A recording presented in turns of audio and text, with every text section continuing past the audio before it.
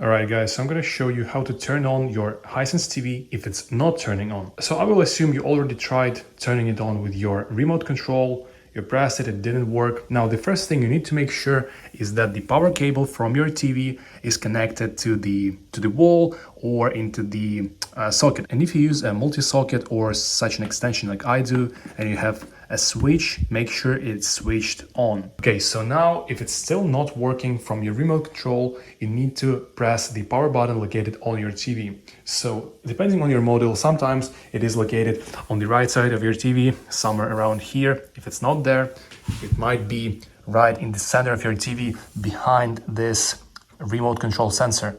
So you need to reach down here and find the power button. You press it and most likely your TV will be turned on after that. And if it's still black, I would advise to check the power socket, because maybe the problem is with the socket itself. So maybe try using another one, and if it still doesn't work, it's worth reaching out to manufacturer. So thank you for watching. If you found this video helpful, please consider liking this video and subscribing to the channel.